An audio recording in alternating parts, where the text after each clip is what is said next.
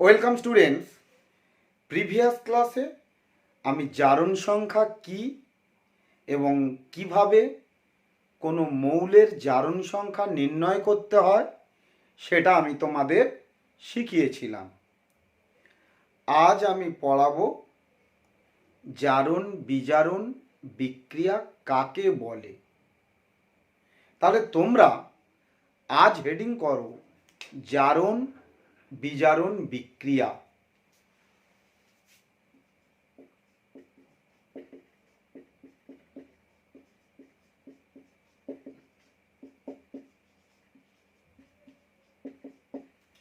তাহলে এখানে আমি একটা লাইন লিখে দেব। লেখো, যে সমস্ত রাসায়নিক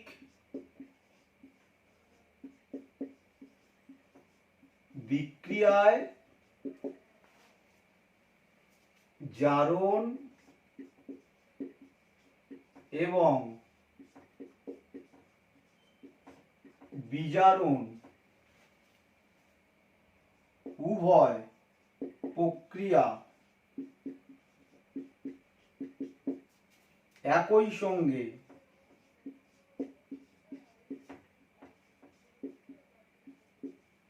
সংঘটিত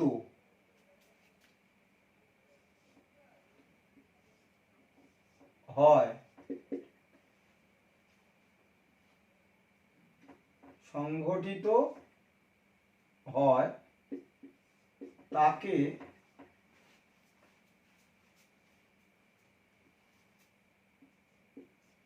জারণ বিজারণ বিক্রিয়া বলে।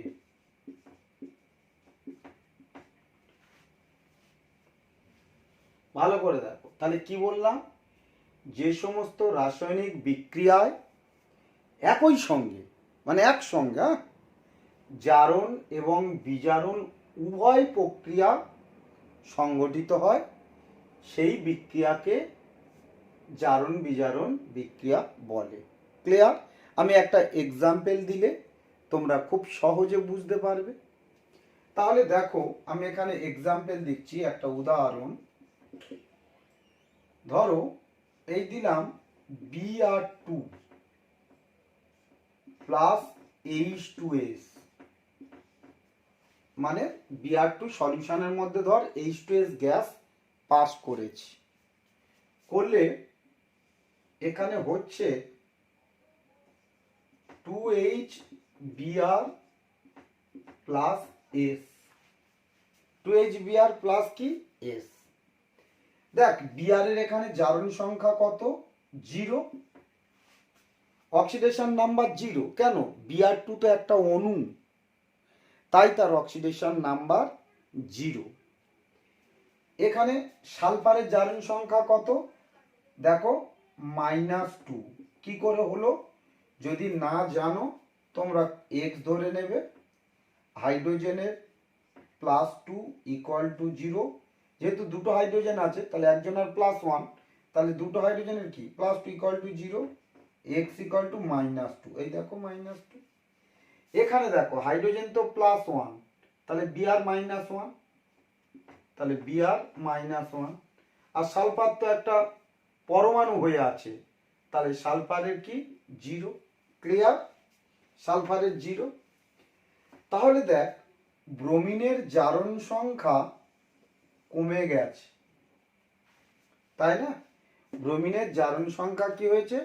কমে গেছে।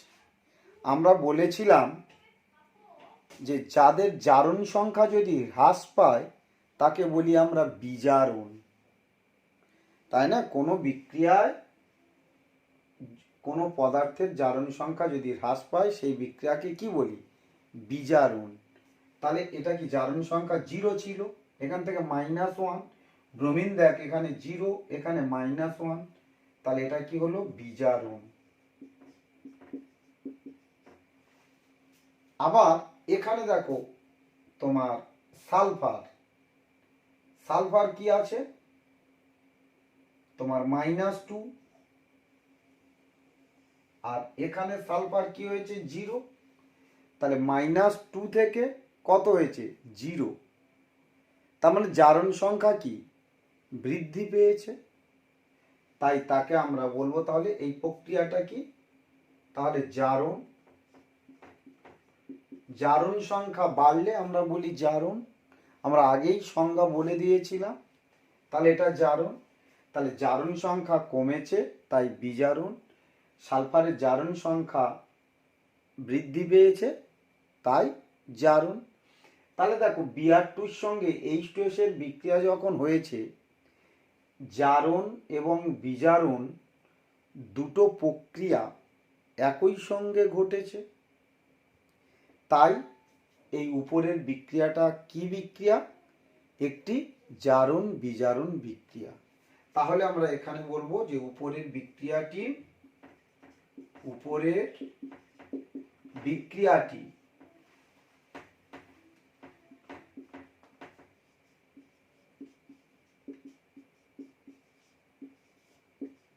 একটি জারণ বিজারণ বিক্রিয়া।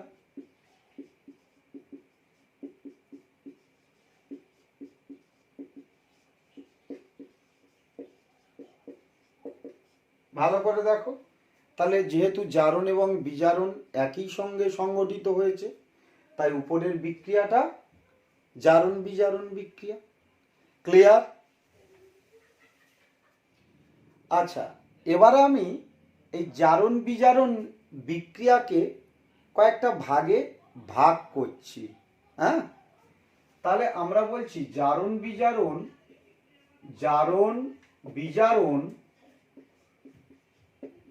বিক্রিয়া 3 প্রকারের।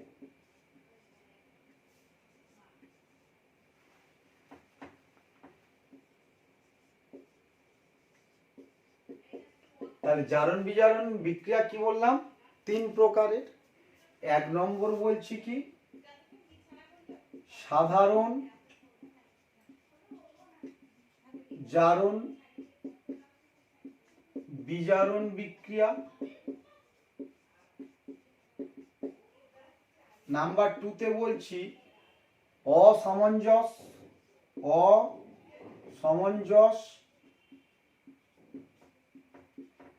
বিক্রিয়া, এটাও জারণ বিজারণ বিক্রিয়া, অসামঞ্জস জারণ বিজারণ বিক্রিয়া আর কি। নাম্বার 3 এ বলছি কম প্রপোর্শন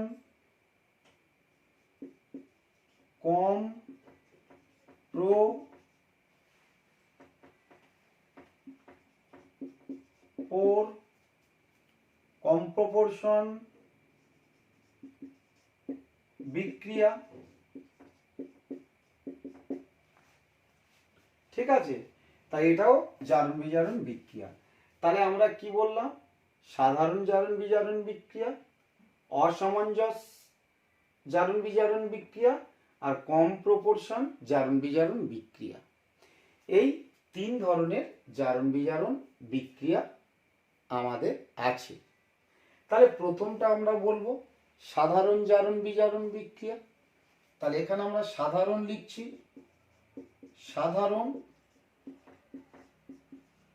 জারণ বিজারণ বিক্রিয়া।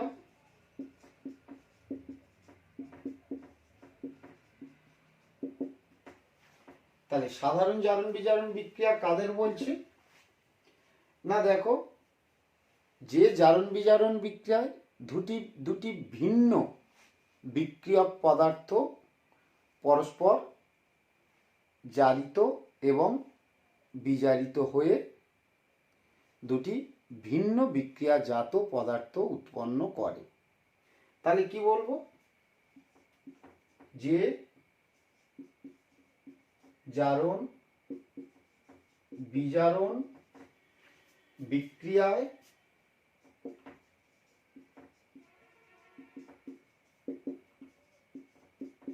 দুটি ভিন্ন বিক্রিয়ক পদার্থ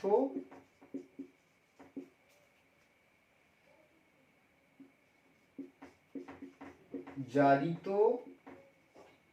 ও বিজারিত হয়ে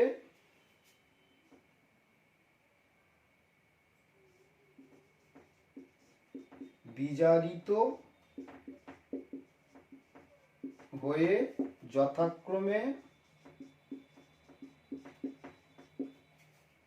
দুটি ভিন্ন পদার্থ উৎপন্ন করে। ঠিক আছে, তাহলে আমরা আগেই বলেছিলাম, দেখো এই Br2 প্লাস H2S, এখানে দেখো 2HBr প্লাস কি সালফার, তাহলে এখানে 0, এখানে -1, এখানে -2, এখানে 0। দেখো এখানে H2S একটা ভিন্ন, এটা দুটো বিক্রিয়ক পদার্থ, এটা একটা আলাদা বিক্রিয়ক পদার্থ, এটা একটা আলাদা বিক্রিয়ক পদার্থ। দেখো H2S হয়ে সালফার তৈরি করেছে, সালফারে পরিণত হয়েছে। আবার Br2 দেখো H2S জারিত হয়েছে, H2S এর জারণ সংখ্যা বেড়েছে, জারিত হয়ে সালফার উৎপন্ন করেছে।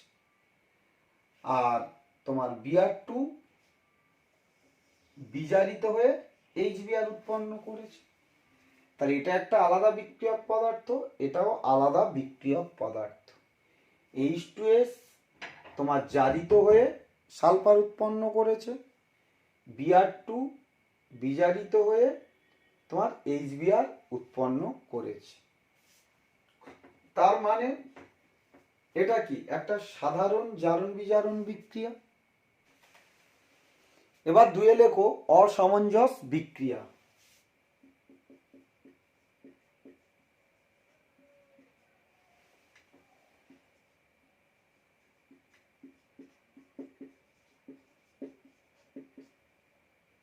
তাহলে লেখো যে জারণ বিজারণ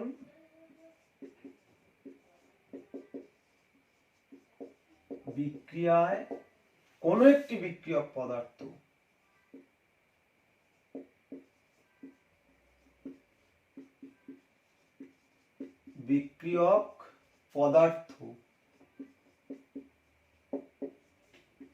একই সঙ্গে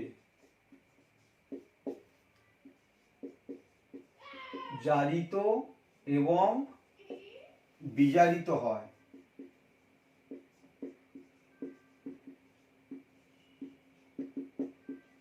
তাকে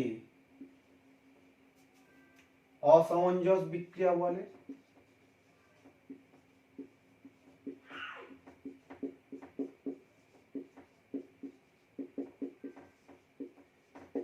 ঠিক আছে, তাহলে একই পদার্থ মানে কোন একটি পদার্থ বিক্রিয়ক পদার্থ একই সঙ্গে কি হবে, জারিত হবে আবার কি বিজারিত হবে। আমি একটা সিম্পল এক্সাম্পল দিচ্ছি, দেখো ধরো এই H2O2 কে যদি আমরা ভাঙি, দেখো হয় এই ওয়াটার, এটা যদি ডিকম্পোজ করে যায়, ভেঙে যায় হিট দিলে, আর O2 ব্যালেন্স করার জন্য O2 করে দিলাম। তাহলে এখানে H2O2 পারঅক্সাইড, তেমন অক্সিজেনের জারণ সংখ্যা -1, এখানে ওয়াটার, অক্সিজেনের জারণ সংখ্যা -2, আর এখানে অণু আছে জারণ সংখ্যা 0। তাই তো আমরা বলেছিলাম এগুলো, না হলে বের করবে x ধরে। তাহলে এখানে দেখো এখানে -1 থেকে -2 মানে জারণ সংখ্যা কমেছে, তার মানে বিজারণ। আর এখানে দেখো -1 থেকে 0 জারণ সংখ্যা বেড়েছে, তার মানে জারণ।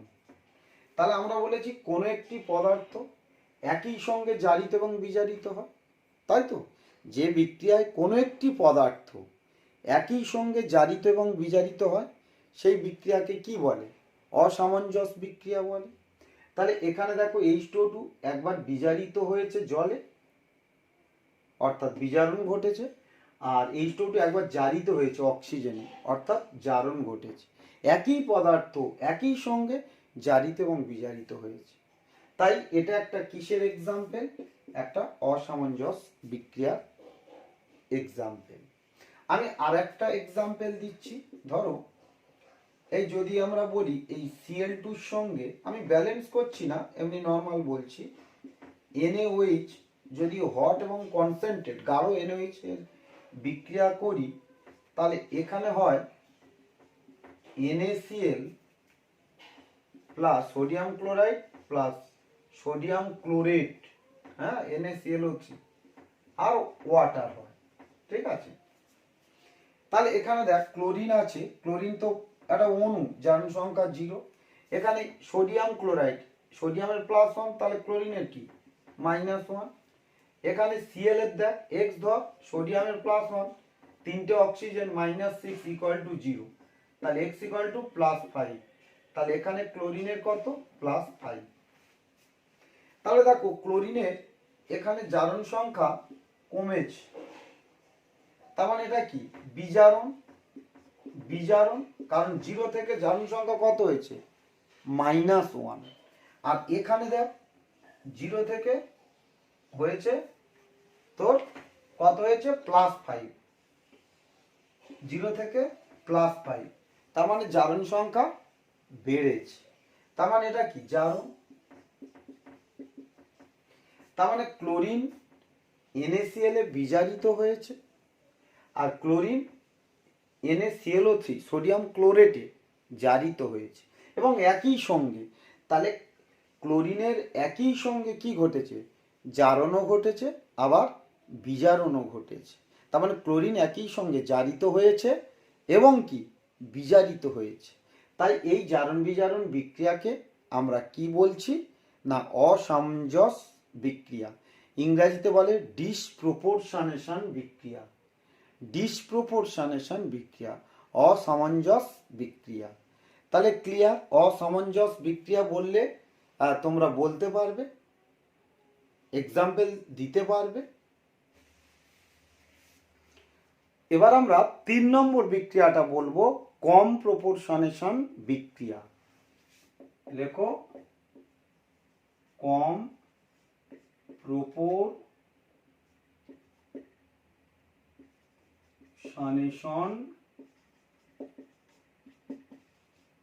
বিক্রিয়া। দেখো এই বিক্রিয়াটা কিন্তু এই যে ডিসপ্রপোর্শনেশন বিক্রিয়া বললাম, অসামঞ্জস বিক্রিয়া বললাম, তার বিপরীত। দেখ অসামঞ্জস বিক্রিয়াতে কি হয়েছিল, কোনো একটা বিক্রিয়ক পদার্থ তোমার একই সঙ্গে জারিত এবং বিজারিত হয়েছে, হয়ে দুটো ভিন্ন বিক্রিয়াজাত পদার্থ উৎপন্ন করেছে। আর এই কম্প্রপোর্শনেশন রিয়াকশন ঠিক উল্টোটা, ধর দুটো ভিন্ন বিক্রিয়ক পদার্থ, ওরা পরস্পর বিক্রিয়া করবে, করে একটা নির্দিষ্ট পদার্থে পরিণত হবে। কি বললাম বুঝতে পেরেছ? তাহলে আমি এখানে একটু গুছিয়ে লিখে দিচ্ছি। লেখো যে বিক্রিয়ায়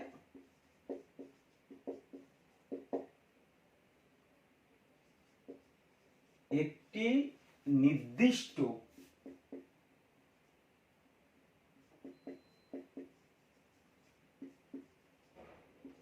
মৌল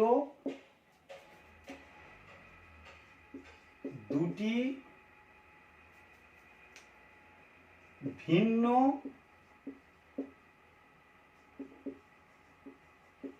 বিক্রিয়ক পদার্থের মধ্যে ভিন্ন জারণ অবস্থায় উপস্থিত থাকে এবং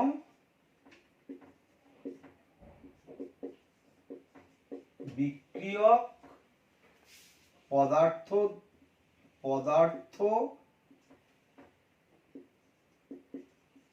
দুটি জারণ বিজারণ বিক্রিয়ার মাধ্যমে এখানে বলছি জারিত এবং বিজারিত হয়ে একটি নির্দিষ্ট পদার্থ উৎপন্ন করে।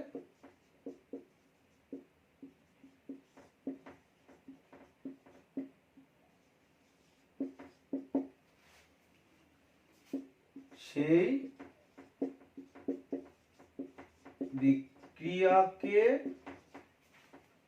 কম্প্রপোর্শনেশন বিক্রিয়া বলে।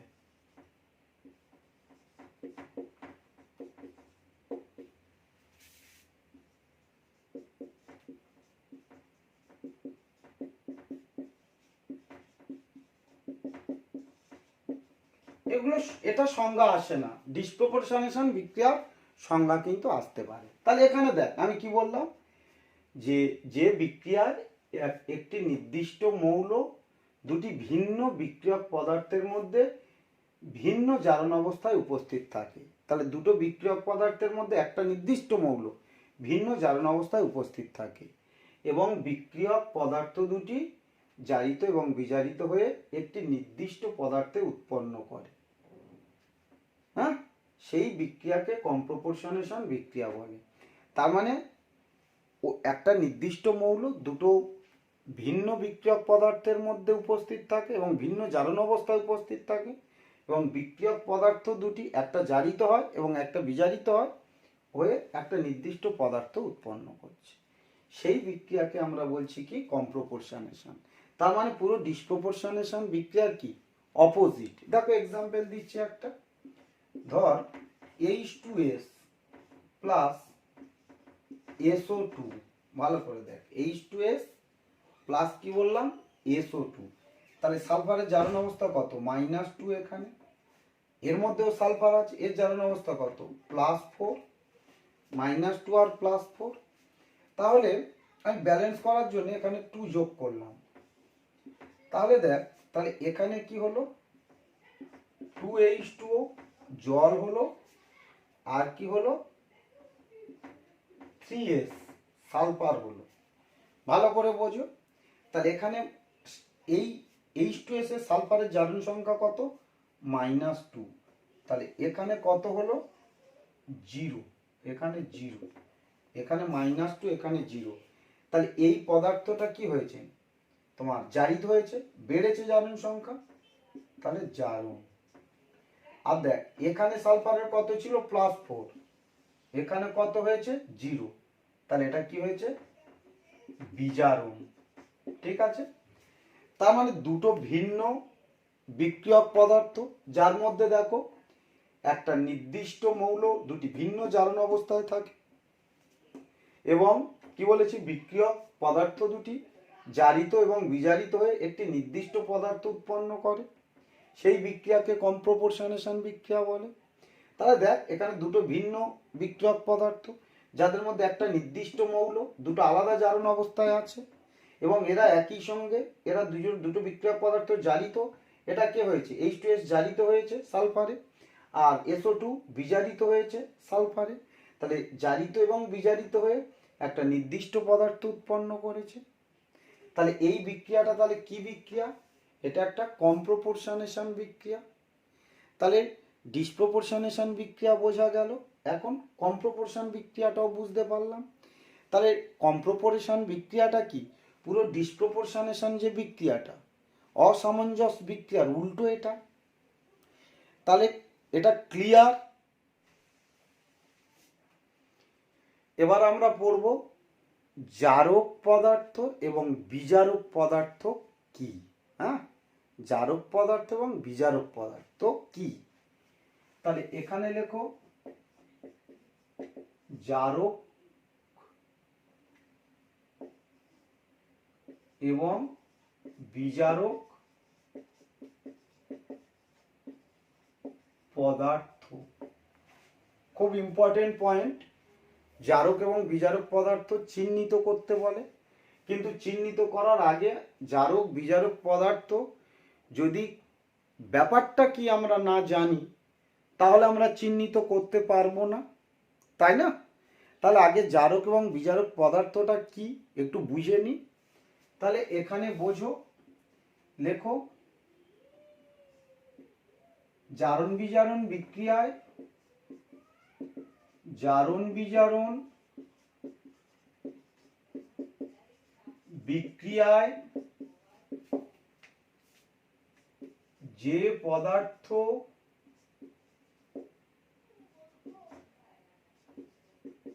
জারিত হয় অর্থাৎ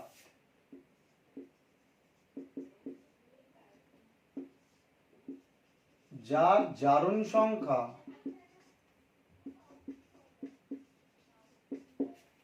বৃদ্ধি পায়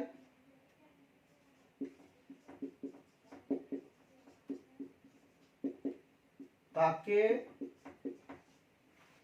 বিজারক পদার্থ বলে।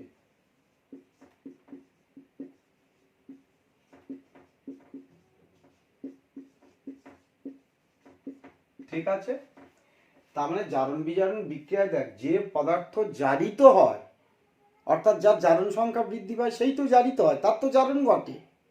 যার জারণ সংখ্যা বাড়ে তার তো জারণ হয়, সে তো জারিত হয়, সে বিজারক। তার মানে যে নিজে জারিত হবে সে বিজারক, যার জারণ সংখ্যা বৃদ্ধি পায় সে বিজারক। উল্টোটা লিখে নাও, উল্টোটা লিখে রাখো জারণ বিজারণ বিক্রিয়ায়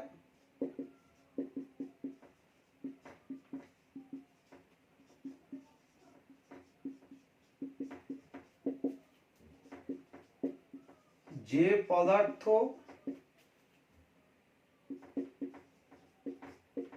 বিজারিত হয়, যে পদার্থ বিজারিত হয়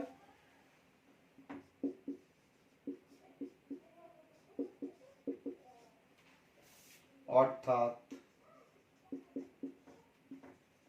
যার জারণ সংখ্যা হ্রাস পায় তাকে জারক পদার্থ বলে।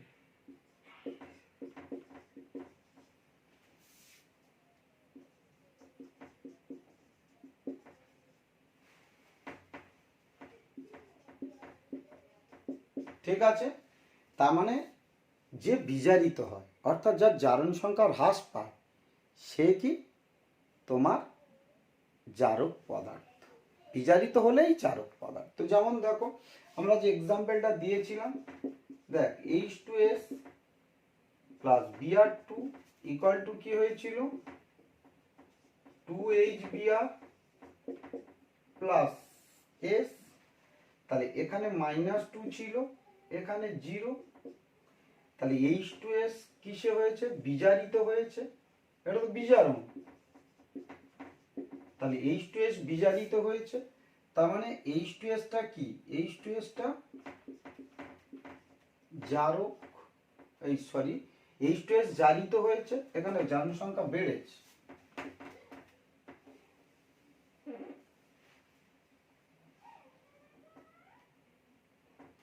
দেখো তাহলে এখানে -2 এখানে 0, তাহলে H2S টা কি হয়েছে, H2S জারিত হয়েছে, এখানে জারিত হয়েছে, জারণ সংখ্যা বেড়েছে তো -2 থেকে 0 জারিত হয়েছে, তাহলে H2S কি, H2S বিজারক যেহেতু জারিত হয়েছে। আর Br2 দেখ 0 ছিল, এখানে -1, তাহলে Br2 কি হয়েছে বিজারিত হয়েছে, জারণ সংখ্যা কমেছে, বিজারিত হয়েছে, বিজারণ, তাই না, Br2 বিজারিত হয়েছে, তার মানে Br2 এখানে কি হচ্ছে তোমার জারক, জারক পদার্থ, এটা বিজারক পদার্থ, এটা জারক পদার্থ।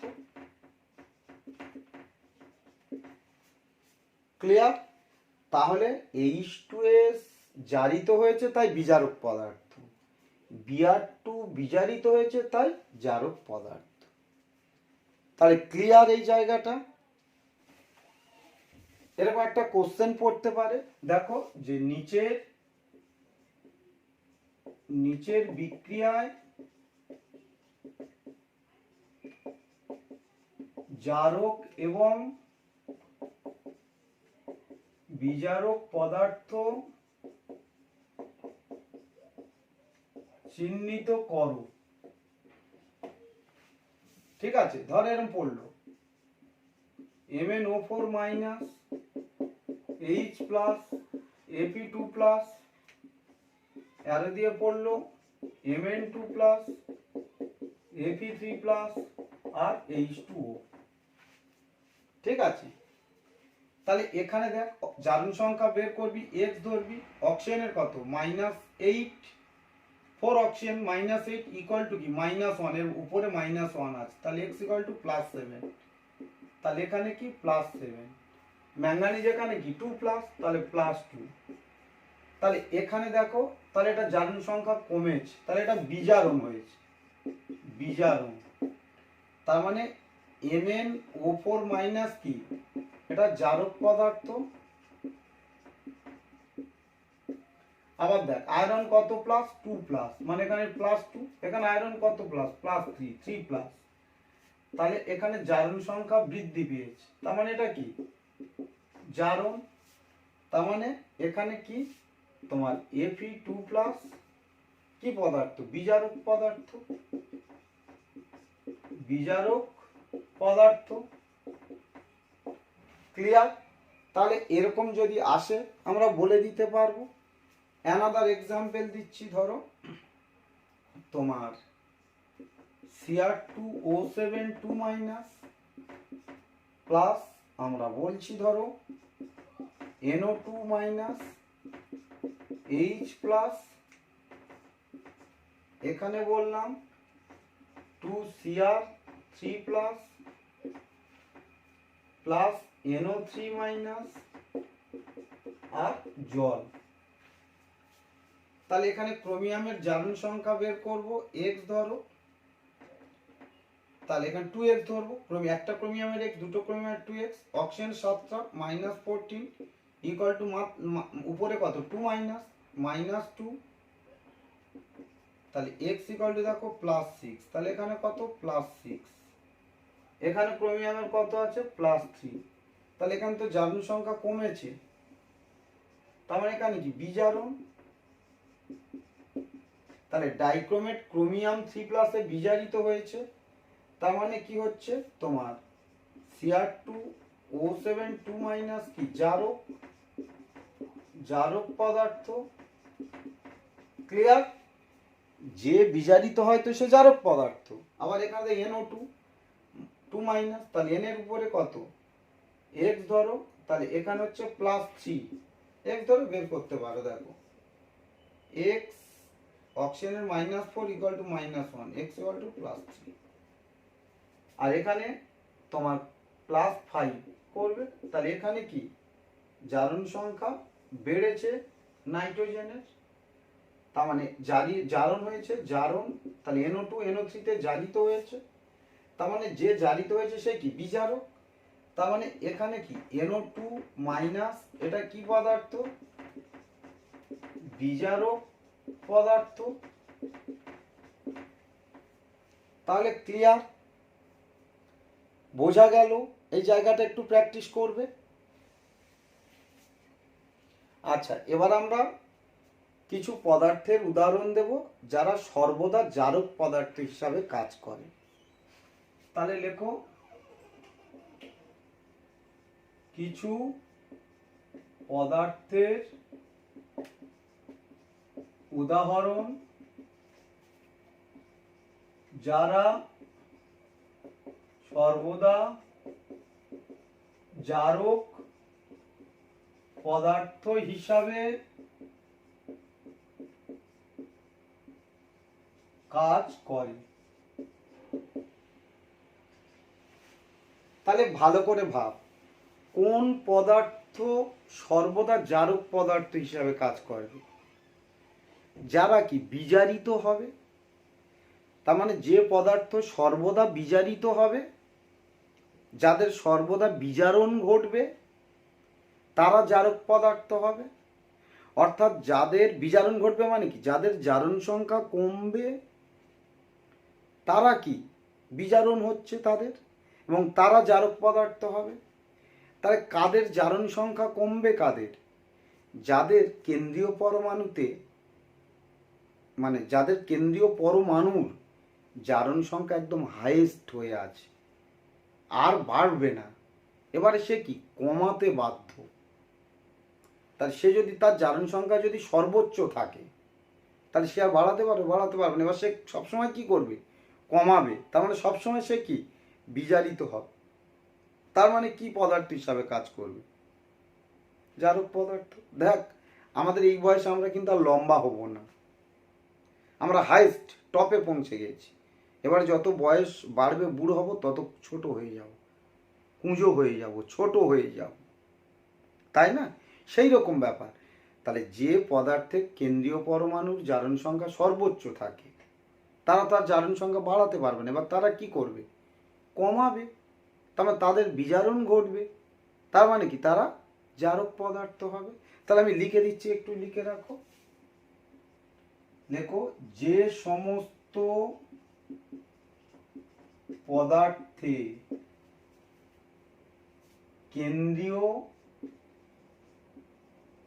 কেন্দ্রীয় পরমাণুর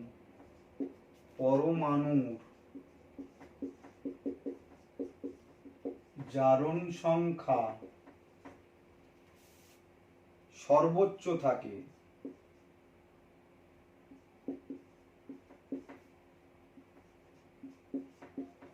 সর্বোচ্চ, তারা সর্বদা জারক পদার্থ হিসাবে কাজ করে। তার মানে কি তাদের কেন্দ্রীয় পরমাণুর জারণ সংখ্যা সর্বোচ্চ, ওরা তো আর বাড়াতে পারবে না। এবার ওরা সবসময় কমাবে। কমাবে মানে কি? নিজেরা বিজারিত হবে। তার মানে কি জারক পদার্থ। যেমন দেখ, এই বললাম KMnO4 পটাশিয়াম পার ম্যাঙ্গানেট। এখানে ম্যাঙ্গানিজের জারণ সংখ্যা কিন্তু +7, এটা ম্যাঙ্গানিজের জারণ সংখ্যা সর্বোচ্চ। তাহলে KMnO4 এ ম্যাঙ্গানিজের জারণ সংখ্যা +7, তাই তো? এটা ম্যাঙ্গানিজের সর্বোচ্চ জারণ সংখ্যা। তাহলে এর উপরে আর বাড়াতে পারবে না, এরপর কমাতে পারে। MnO2 চলে আসতে পারে, MnO2তে চলে আসতে পারে, কমাবে আর বাড়াবে না। তার মানে এরা কি জারক পদার্থ। বা আমি বলছি এই K2Cr2O7 পটাশিয়াম ডাইক্রোমেট, এখানে দেখ ক্রোমিয়ামের জারণ সংখ্যা কিন্তু +6, এটা ক্রোমিয়ামের জারণ সংখ্যা সর্বোচ্চ। এর উপরে আর বাড়াতে পারবে না, এবার কি কমাতে হবে। তার মানে এরা কি জারক পদার্থ। এই আমরা বললাম HNO3, দেখ নাইট্রোজেনের জারণ সংখ্যা কিন্তু +5, সর্বোচ্চ, এ আর বাড়াতে পারবে না, এবার কি কমাতে হবে। তার মানে এরা কি সর্বদা জারক পদার্থ। এই ধর H2S যদি থাকে, H2SO4, তাহলে এখানে সালফার +6, এ কিন্তু আর কি বাড়াতে পারবে না, এরা সবসময় কি কমাতে হবে। তার মানে এরা জারক পদার্থ। এই দেখ HClO4 পারক্লোরিক অ্যাসিড, এখানে কিন্তু ক্লোরিন সর্বোচ্চ +7, এর উপরে আর বাড়াতে পারে না, এবার কমাবে। তার মানে এরা সর্বদা কি হবে জারক পদার্থ। তাহলে আইডিয়াটা ক্লিয়ার, বোঝা গেল? তাহলে এবার আমরা কিছু পদার্থের উদাহরণ দেব যারা সর্বদা বিজারক পদার্থ হিসাবে কাজ করবে। এবার আমরা বলছি, লেখো যে কিছু পদার্থের উদাহরণ দাও যারা সর্বদা বিজারক পদার্থ হিসাবে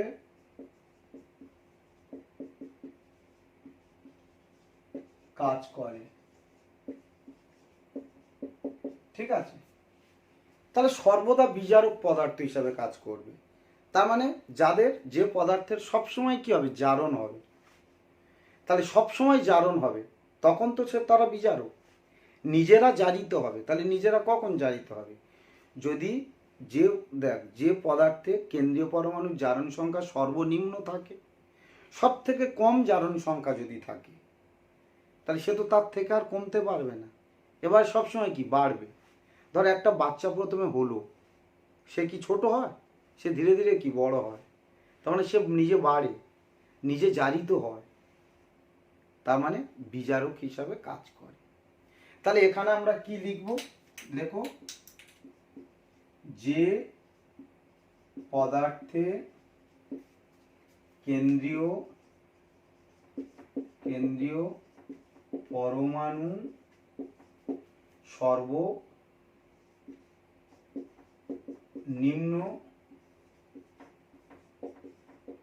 জারণ সংখ্যায়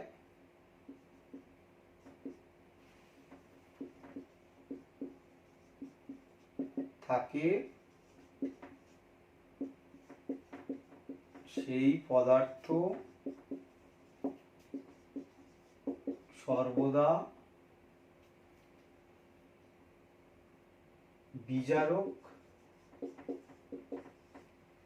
পদার্থ হিসাবে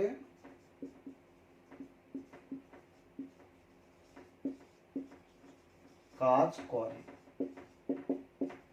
ঠিক আছে, সর্বদা বিজারক পদার্থ হিসাবে কাজ করে। ক্লিয়ার? তাহলে আমরা এক্সাম্পল দিচ্ছি, কোন পদার্থ? H2S। তাহলে দেখ, সালফারের -2, এর থেকে আর কিন্তু এ কমতে পারে না, এবারে বাড়বে, তার মানে এরা কি জারিত হবে, তার মানে কি বিজারক। এই NH3, দেখ -3, নাইট্রোজেনের -3, এ কিন্তু আর কমতে পারে না, এবারে কি নিজে জারিত হবে, তার মানে কি বিজারক। আচ্ছা, এবারে লেখো যে কিছু পদার্থের উদাহরণ দাও যারা জারক এবং বিজারক উভয় পদার্থ হিসাবে কাজ করে। তাহলে এবার কি বলছি? কিছু পদার্থের উদাহরণ যারা জারক পদার্থ হিসাবেও কাজ করবে, আবার কি বিজারক পদার্থ হিসাবে কাজ করবে। তাহলে কারা পারবে? ধর, যে পদার্থে কেন্দ্রীয় পরমাণুর জারণ সংখ্যা সর্বোচ্চ হবে না, আবার কি সর্বনিম্নও হবে না, মাঝামাঝি যদি থাকে, তার মানে তারা বাড়াতেও পারবে, আবার কি কমাতেও পারবে, তার মানে নিজেরা জারিতও হবে, আবার কি বিজারিত হবে, তাই না? তাহলে জারিত এবং বিজারিত যদি হয়, দুরকম যদি হয়, তাহলে বিজারক জারক পদার্থ উভয় হিসাবে কাজ করতে পারবে, তাই না? তাহলে এখানে কি বলবো? লেখো, যে পদার্থে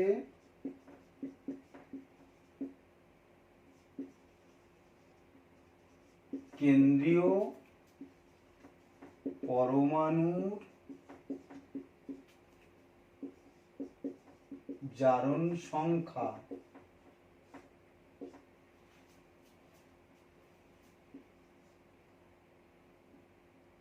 মধ্যবর্তী জারণ অবস্থায় থাকে, মধ্যবর্তী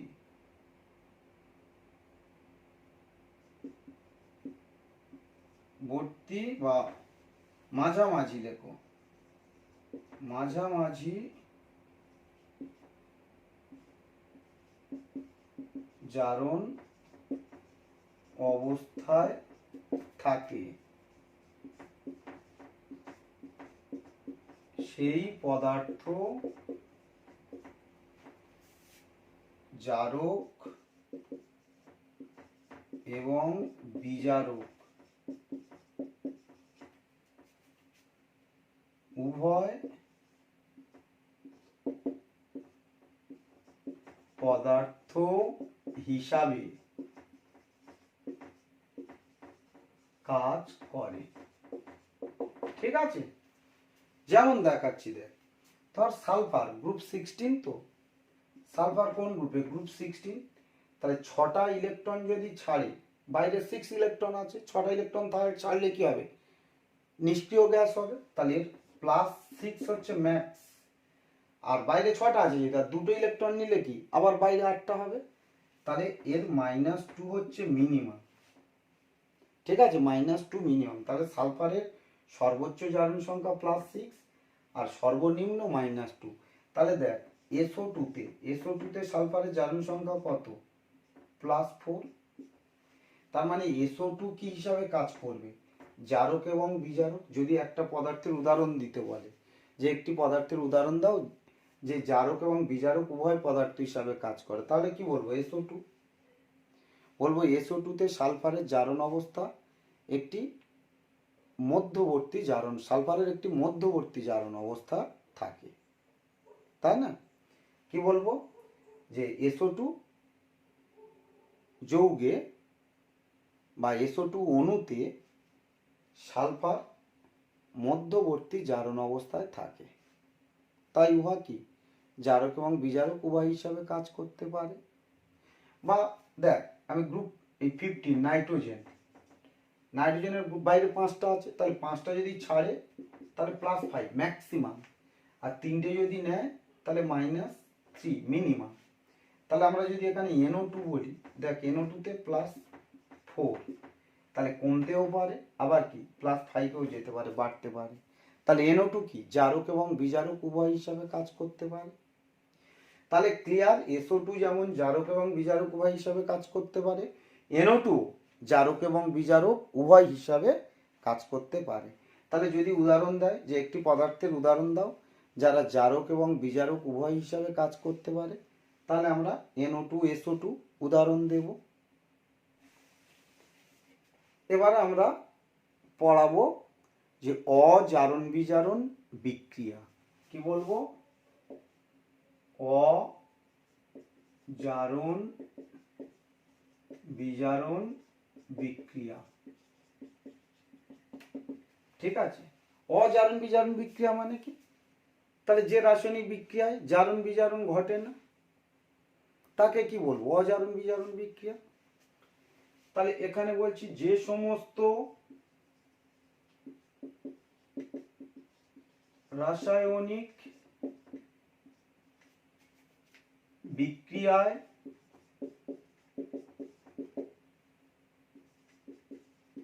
জারণ এবং বিজারণ ক্রিয়া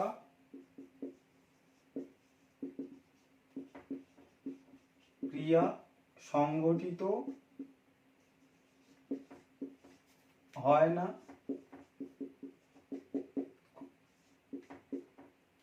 তাদের অজারণ বিজারণ বিক্রিয়া বলে।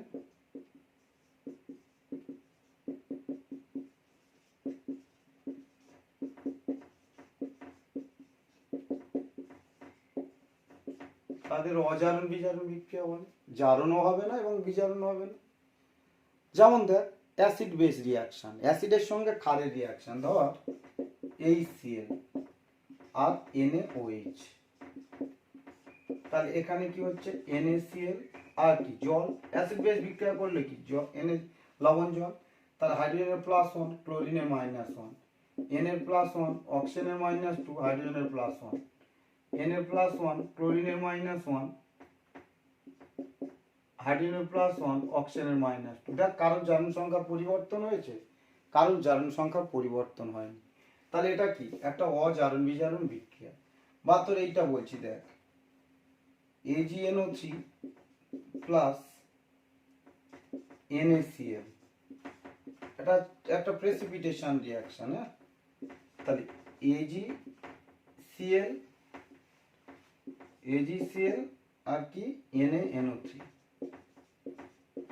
তাহলে এখানে NO3 এখানে NO3 সেম আছে, কোনো পরিবর্তন নেই। সিলভার +1, এখানে সিলভার +1, ক্লোরিন -1, এখানে ক্লোরিন -1, সোডিয়াম +1, এখানেও সোডিয়াম +1, NO3 -1, পুরো NO3 -1, এই NO3 -1, NO3 বলছি। তাহলে এখানেও কোনো জারণ সংখ্যার পরিবর্তন হয়নি। তাহলে এগুলো কি বিক্রিয়া? অজারণ বিজারণ বিক্রিয়া, নন রেডক্স রিয়াকশন।